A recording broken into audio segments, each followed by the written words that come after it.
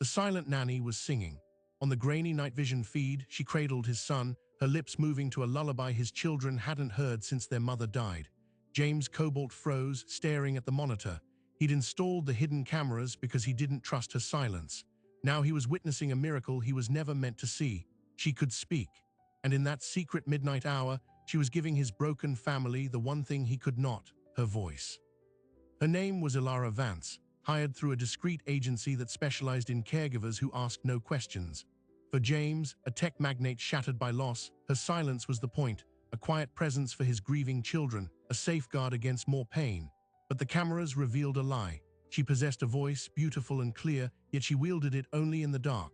This posed a single, dangerous question. What horror had she seen that made silence feel safer than speech? 18 months earlier, James Cobalt's world had been sound. The sprawling glass house in Pacific Heights echoed with his wife Anna's laughter, the chaotic symphony of their two young children, and the future they were building. Then, on a rain-slicked highway in December, the sound was replaced by a silence so profound it felt physical. Anna was gone. 5-year-old Sophie stopped speaking for 3 months. 3-year-old Leo developed a terror of the dark, screaming through the nights. James, the founder and CEO of a billion-dollar cybersecurity firm, could firewall a corporate network from nation-state hackers, but he was powerless against the grief dismantling his home. He hired a parade of nannies, chatty, cheerful women who filled the silence with noise that felt like sacrilege. They'd play loud cartoons, ask too many questions about Anna, their well-meaning voices grating against the raw nerves of the household. Each one left, either unable to handle the children's trauma or fired by James, who found their presence an unbearable reminder of the life he'd lost. That's when his attorney mentioned the Sphinx agency. They didn't advertise. They catered to an ultra-private clientele, celebrities, politicians, executives with complicated lives. Their specialty was caregivers who were, in the broker's careful words, discreet to the point of invisibility. The ideal candidate, they suggested for his situation, was one who communicated minimally, a quiet presence. It sounded like a mercy. Ilara Vance arrived on a Tuesday afternoon. She was 32, with dark hair often pulled into a simple braid, and eyes that held a stillness James initially mistook for serenity. Her dossier was sparse but impeccable, fluent in French and competent in sign language, top-tier pediatric first aid certifications.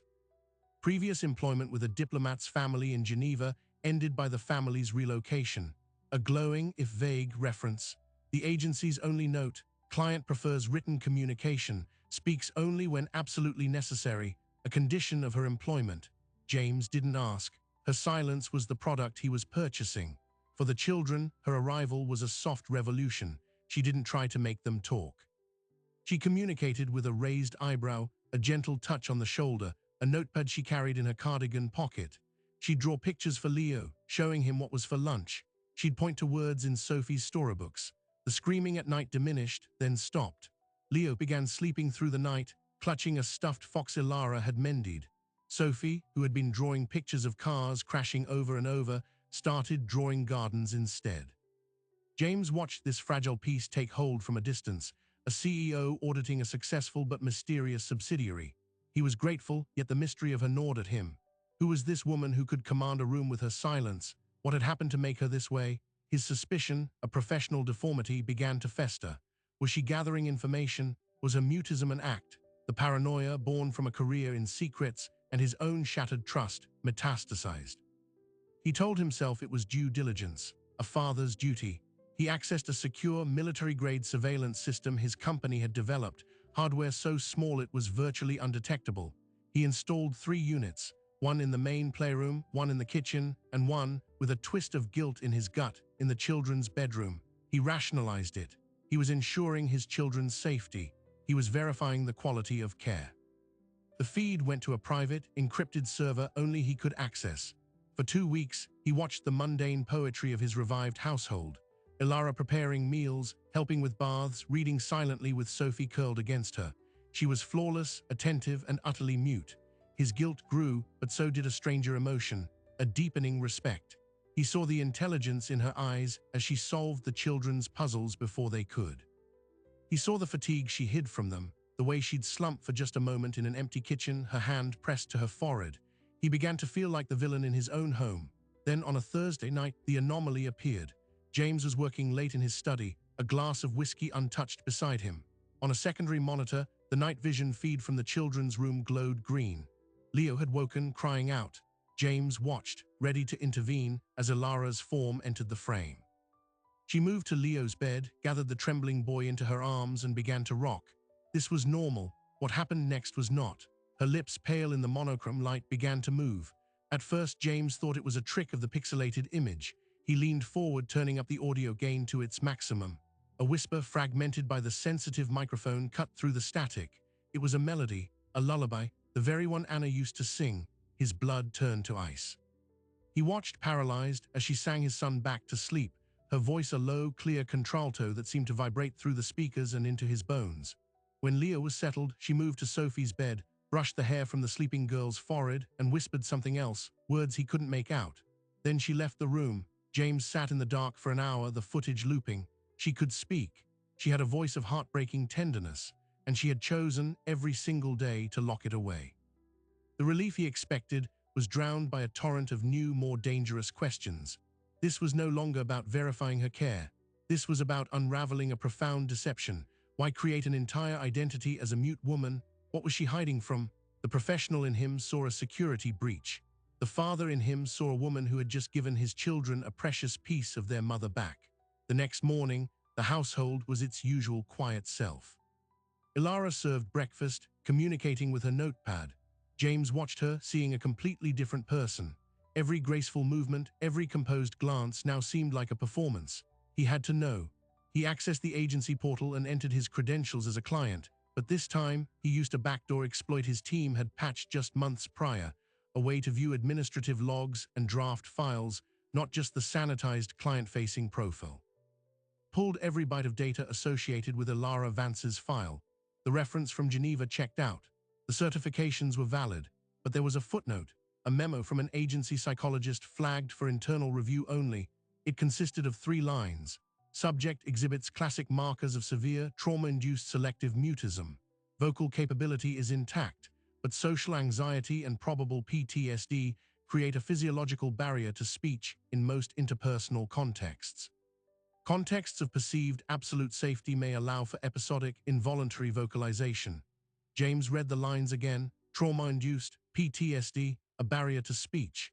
The woman teaching his daughter to read with flashcards had seen something so terrible her own voice had become a prisoner, and his children's bedroom in the dark had become her only courtroom. He leaned back, the weight of his invasion crushing him. He hadn't discovered a fraud. He had violated a sanctuary. But one line in the memo burned brighter than the rest. Contexts of perceived absolute safety. She felt safe in that room, with his children. The realization was a double-edged sword. It meant his kids were not in danger from her, but it also meant the danger she was hiding from was somewhere else. And if it was still out there, could it find its way to his front door? He had to make a choice. Confront her, shatter the fragile ecosystem of peace she'd built, and learn the truth. Or remain silent, living with a mystery that slept under his roof. He made his decision as he heard Sophie's laughter drift from the playroom, a sound so rare it felt like a miracle. He would not confront her, not yet. Instead, he would dig. He would use every resource at his disposal to find the source of the shadow that had stolen Ilara Vance's voice. He began that night, cross-referencing the scant details in her file with databases only someone in his position could access. The search led him to a closed case file from across the country, a case that didn't name her but described a witness who had seen something unspeakable, a witness who, according to the final note from a frustrated detective, had stopped speaking the moment the police arrived and had never spoken again. The case file was from Geneva, Switzerland, 3 years prior. It was not a murder, but something classified as an aggravated intrusion and assault. The victim was listed as the wife of a mid-level trade diplomat. The witness was the family's live-in nanny. James read the dry, translated police report. An intruder had bypassed a sophisticated security system at the diplomatic residence on a night the diplomat was away. The target was the wife, Claudine. The nanny, listed only as EV, had been in the nursery with the couple's infant son. She heard the struggle, hid the child, and walked into the master bedroom. What she saw there was detailed in cold, clinical language. Claudine had been bound and was being questioned. the assailant demanding access to her husband's encrypted diplomatic correspondence. Evie intervened. The report noted she struck the intruder with a heavy crystal lamp, giving Claudine a chance to scream and trigger a panic button. Neighbors called police. The intruder fled.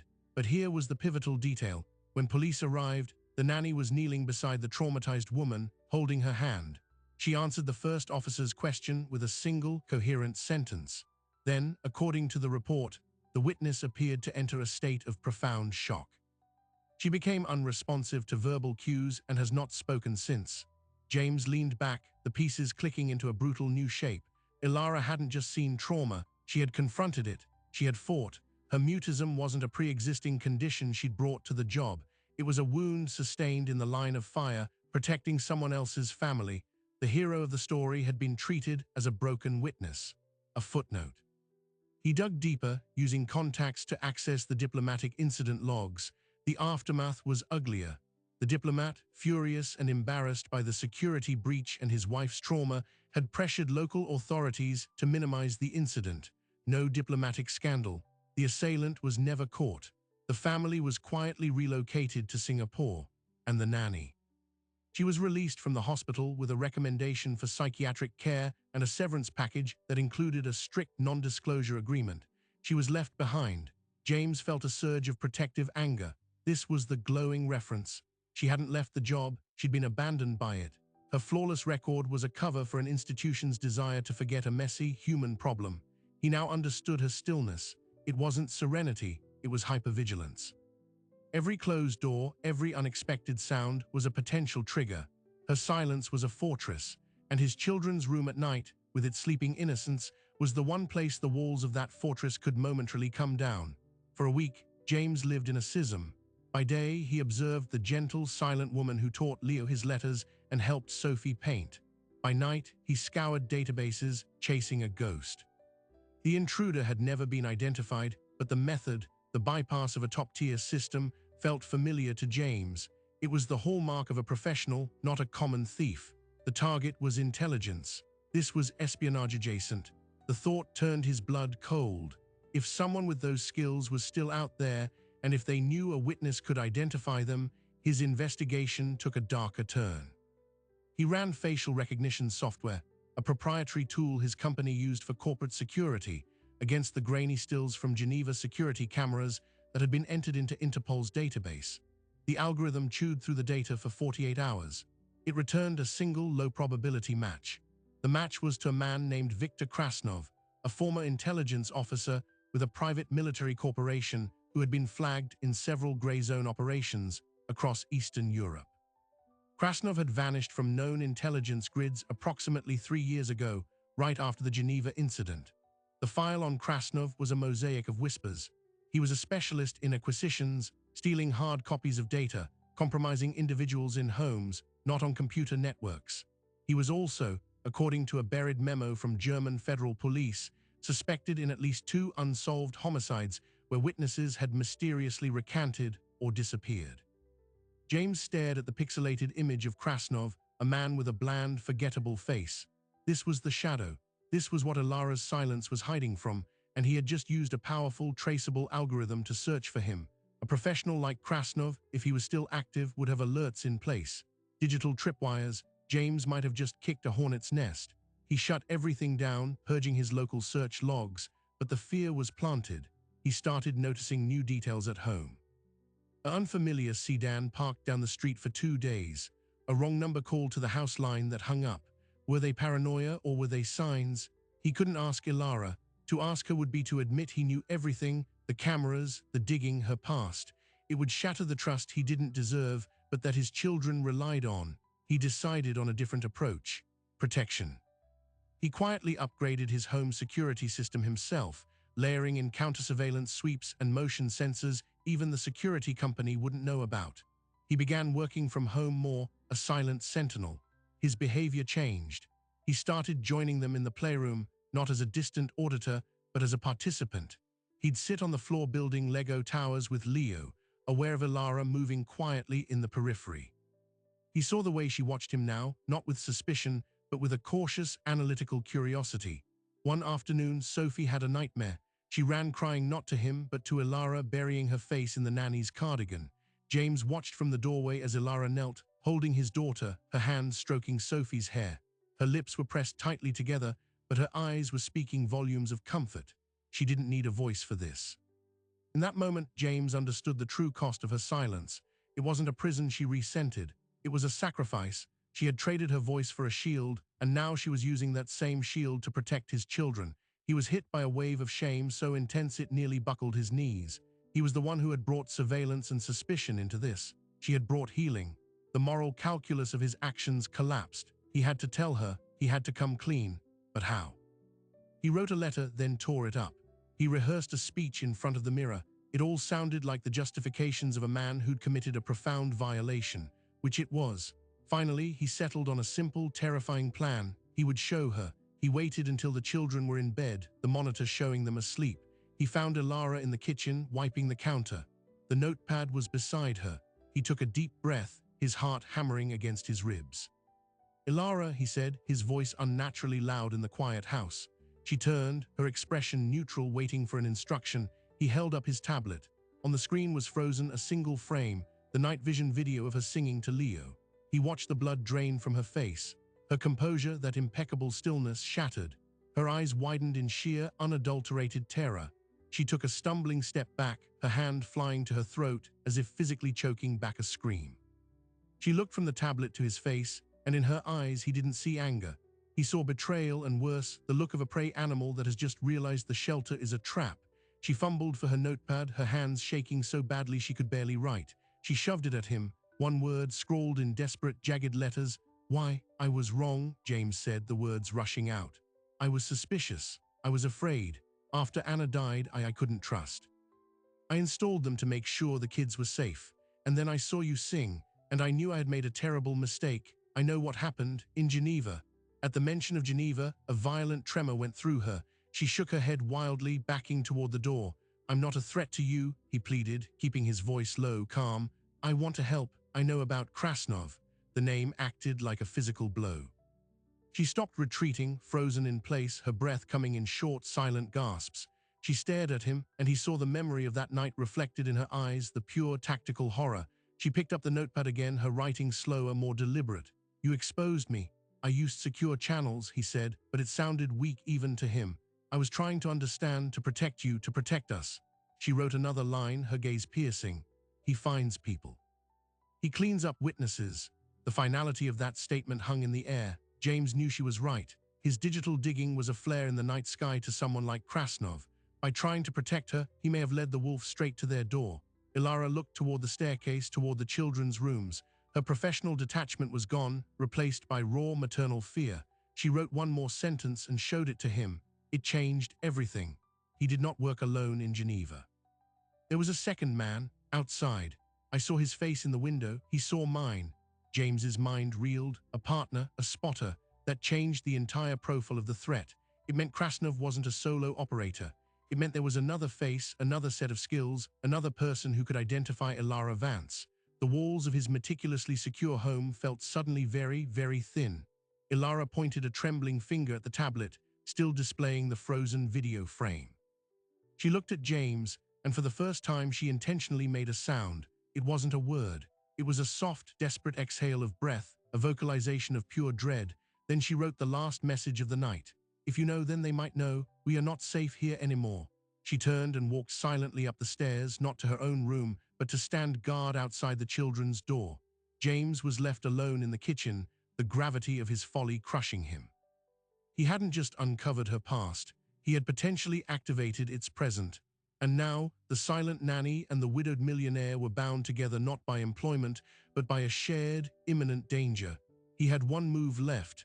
He couldn't just be a defender in his fortress. He had to become a hunter. He had to find Viktor Krasnov first. James's hunt began not in shadowy alleys, but in the blinding light of data centers. He called in a single favor from his chief technology officer, a man named Aris who had built the company's backbone, and asked no questions. He gave Aris a cover story, a potential corporate espionage threat linked to an old Geneva incident. He provided the alias Viktor Krasnov and the few details he had. "Find his digital exhaust," James ordered, "but do it through third-party nodes." Assume he has traps. Assume he's looking for anyone looking for him. Aris, a man who loved puzzles more than people, got to work. For James, life inside the house became a tense performance. He acted normal for the children. He tried to catch Ilara's eye, to offer some silent reassurance, but she had retreated behind a new, more impenetrable wall. She performed her duties with robotic precision, her gaze constantly flicking to windows, to the front door. She now slept on a small futon in the children's room, a fact Sophie announced proudly at breakfast. She was their guardian in every sense. The first breakthrough came 72 hours later. Aris called, his voice buzzing with adrenaline. "You were right about the traps. I almost tripped too. This guy is a ghost, but ghosts need money." He had found a financial conduit, a shell corporation based in Latvia that made small, regular payments to a digital wallet. The wallet was active, and its recent transactions painted a startling picture. "He's not in Eastern Europe," Aris said. "He's here, in the United States. The wallet was used to pay for a hotel in Newark, New Jersey 3 weeks ago, and for a prepaid mobile phone activated in Seattle last week." The proximity was terrifying. Krasnov wasn't lurking in some distant safe house. He was mobile, domestic, and operational. But why? James pressed. "Follow the money the other way." "Who funds the shell company?" Aris's answer dropped like a stone. "It's a blind channel, but it originates from a private equity fund. A very clean, very respectable fund based in Delaware." James knew the name. Everyone in his circle did. The Castor Fund. It was an investor in several competing tech firms, known for aggressive strategy and ruthless efficiency. It had even made a pass at his own company 2 years prior, an offer he'd rejected. A chilling new narrative formed. What if Geneva wasn't just about diplomatic secrets? What if it was a corporate trial run? What if Krasnov's specialty, stealing hard data from secure physical locations, was a service sold to the highest corporate bidder? And what if his current job was here? The pieces slammed together with devastating force. His own company was on the verge of finalizing Project Aegis, a revolutionary quantum-encrypted database for government contracts. The physical prototypes and core algorithms were kept in a secure lab on his company's campus. A digital hack was considered impossible, but a physical theft, by a man who walked through top-tier security like it was smoke, James felt the puzzle click into a configuration far more dangerous than he'd imagined. He wasn't just protecting a nanny with a traumatic past. He was sitting on the collateral damage of a corporate war he hadn't known he was fighting. Ilara wasn't just a witness to a crime. She was a witness who could blow the cover off a sophisticated industrial espionage ring. He had to tell her. He found her in the backyard, watching the children play on the swing set. He stood beside her, not looking at her, speaking in a low, calm monotone directed at the lawn. He laid it out. The money trail, Krasnov's presence in the country, the connection to the Castor Fund, the likely target. For a long moment, she was silent. Then she did something extraordinary. She reached into her pocket, pulled out her notepad, and wrote a single sentence. She showed it to him, her hand steady for the first time since his confession. In Geneva, he asked for a black notebook. The wife said it was her husband's personal diary. He did not believe her. James's mind raced. A black notebook. It sounded trivial, childish, but in the world of espionage, the most valuable things were often analog. A diary could contain passphrases, meeting notes, encrypted contacts. It wasn't about the data on a server, it was about the key to the server. It was the same playbook. Find the human, extract the physical key. His company's Aegis project had a physical master key too, a biometric fob held by his head of research. The parallels were too exact to be coincidence. This wasn't just a similar crime. It was the same criminal, repeating a successful formula for a new client. Ilara wrote another note. The second man, younger, he had a tattoo on his wrist, a serpent eating its own tail. She had kept this detail locked away for 3 years. It was a fresh clue, a potential identifier. James relayed it to Aris immediately. The search parameters narrowed. They now looked for financial or travel links between Krasnov and anyone with known associations to the Castor Fund, with a possible tattoo descriptor. The house, meanwhile, became a fortress under siege from within. James and Ilara developed a silent, functional alliance. They communicated in notes and shared glances. They established protocols. She would take the children to a specific safe room, a reinforced panic room behind his study, if the alarm sequence sounded a certain way. He taught her how to use a compact taser he kept in his desk. The intimacy of this conspiracy was stranger and deeper than any conversation. They were preparing for a storm together in near-total silence. Then the storm gave its first warning rumble. Aris called, his voice thin with stress. The trap was sprung, not by me. Someone else was poking at the same Latvian shell company. A sophisticated probe. When I detected it and tried to backtrace, it vanished. But they know someone is looking. That night, the home security system logged a single brief event. At 2:17 in the morning, an exterior motion sensor on the north perimeter fence was triggered. No camera captured a person. The system's AI classified it as probable wildlife raccoon. But the timestamp coincided with a 3-minute outage of a streetlight on that same block, an outage not reported to the city grid. It was a scout, a test of their perimeter. Krasnov or his partner was casing the property. The realization changed the game entirely. They weren't just a potential target in the future. They were a target now. The children's safety was no longer hypothetical. James made the decision to move them. He told Ilara they were taking a sudden family trip to a remote property he owned in the Colorado mountains. He didn't need to explain why. She nodded, her eyes grim, and began packing the children's bags with efficient speed. But as she worked, she stopped, staring into a suitcase. She turned to James and wrote a final, definitive note. It was a question that stopped his heart. If he is here for your project, why is he watching your home? He should be watching your lab. James stared at the words. She was right. It was a tactical inconsistency.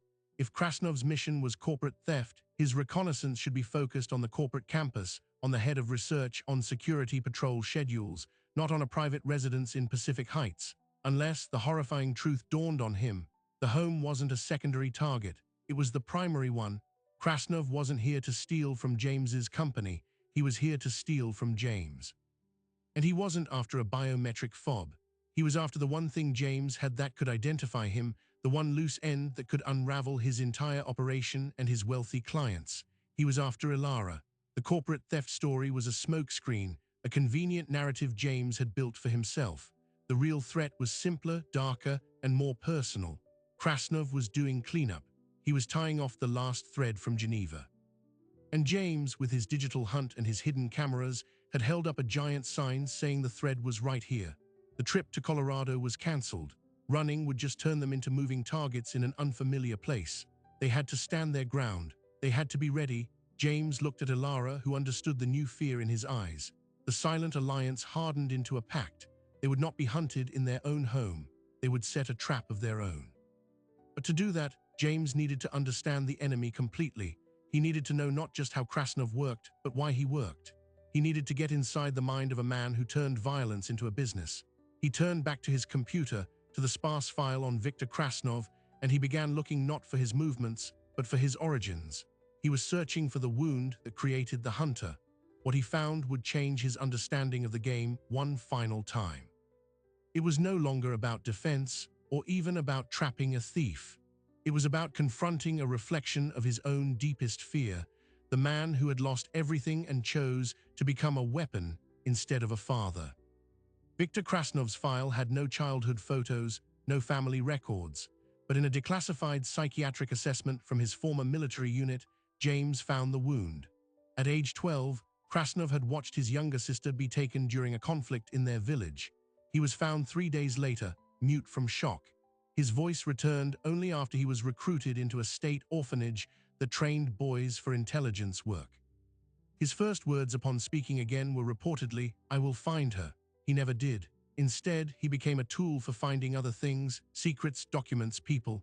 The man hunting them was not a monster born, but a broken boy weaponized.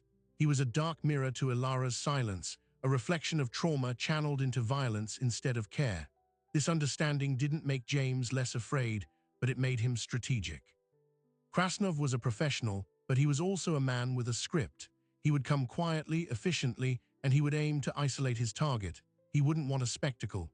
James and Ilara's plan was built on that prediction. They would give him the isolation he wanted, and then they would break his script. 2 nights later, the trap was set. The children were moved to the panic room with a trusted, armed security detail James had vetted personally. The main house was left seemingly vulnerable, with a single light on in the living room. Ilara sat in a chair by the window, a silhouette. James was hidden in a closet in the adjoining hallway, monitoring every sensor on a tablet. They waited. At 11:47, the power to the house cut out. The tablet switched to battery backup. The security system had been gracefully severed at the external junction box, not tripped. This was him, professional. quiet. James heard the softest scrape at the French doors in the living room. A shadow detached itself from the night and entered the room. It was Krasnov.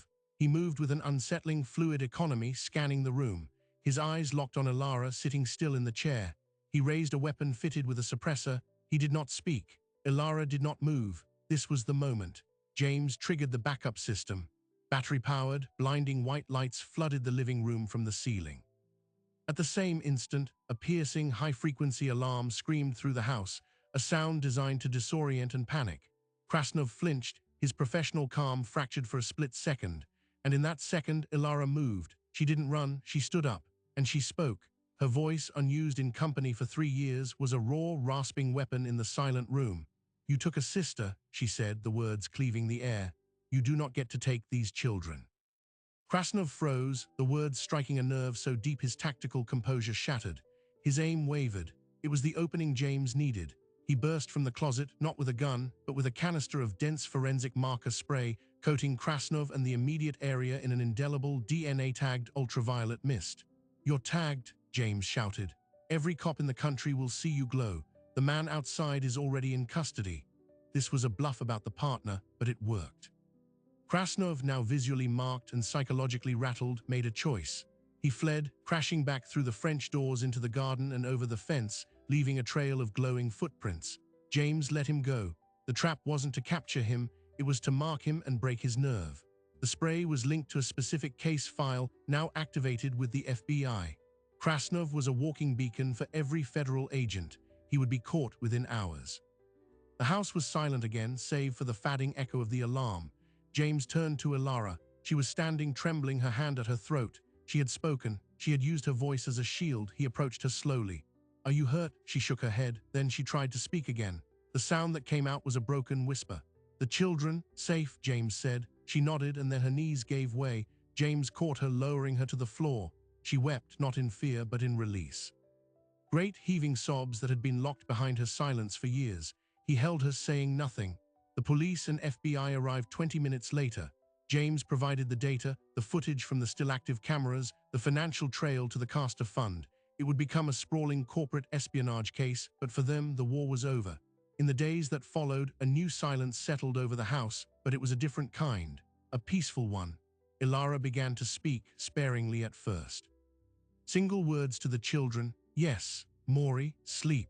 Her voice was a fragile, cherished thing. Sophie and Leo responded with awe as if she had performed magic. James and Ilara talked, really talked. She told him about Geneva, the feel of the lamp in her hand, the sound of the intruder's breath, the face in the window. He told her about Anna, about the deafening quiet after her death, about his fear that he was failing as a father. They were two people who had been living in adjacent prisons of silence, and they had accidentally handed each other the key. A month later, the authorities found Viktor Krasnov trying to board a cargo ship in Long Beach. He was arrested without incident. His partner, a younger man with an Ouroboros tattoo, was picked up in a hotel near Seattle. The Castor Fund was placed under investigation. James's company secured the government contract. Life moved on, but it was a new life. Ilara did not leave. Her role evolved. She was no longer just the nanny. She was part of the family's foundation. She used her voice to read bedtime stories, to laugh at Leo's jokes, to argue with James about what movie to watch. One evening, James found her in the kitchen humming the lullaby. He stopped in the doorway, listening. She sensed him and turned, not stopping her song. She sang the full verse, her voice clear and strong, filling the house with the sound he thought was lost forever. She finished, she looked at him and said, "It's a good song, it shouldn't be locked away." That was the final, surprising truth. In saving his children, Ilara had also saved herself. She had not just recovered her voice, she had reclaimed the right to use it for joy, not just for survival. James realized that his hidden cameras, born of suspicion, had ultimately captured a different kind of revelation. They hadn't exposed a deceiver, they had witnessed a healer in the act of healing herself. And in doing so, she had healed them all. The miracle they desperately needed hadn't arrived in a majestic package. It came disguised as a quiet woman with a secret song, proving that sometimes the most profound strength is not in the shout, but in the choice to whisper again after a long, long silence. In the end, James Cobalt never told Ilara he had deleted the footage from that first night. He kept one encrypted audio file, the few seconds of her singing to Leo, not as evidence, but as a reminder. a reminder that the most profound truths are often whispered in the dark, meant only for those they can save. We live in a world that prizes the loudest voice in the room, that mistakes silence for emptiness, and views vulnerability as a flaw. But this story tells us something else. It tells us that strength has many dialects. For Ilara, it was the fierce, quiet vigilance of a protector. For James, it was the courage to lower his own shields of wealth and suspicion and simply listen. Their healing began not when they found their voices, but when they finally heard each other's silence for what it truly was, not a void, but a story waiting to be understood. We all carry our own forms of silence. The grief we can't articulate, the fear we lock away, the love we're afraid to speak aloud. We believe these silences make us broken or dangerous or alone. But what if, like Ilara, they are merely sanctuaries, temporary shelters for parts of us that need protection until the right moment, the right person, the right darkened room allows them to emerge? The miracle here wasn't that a mute woman could speak. It was that a man drowning in noise learned the value of quiet.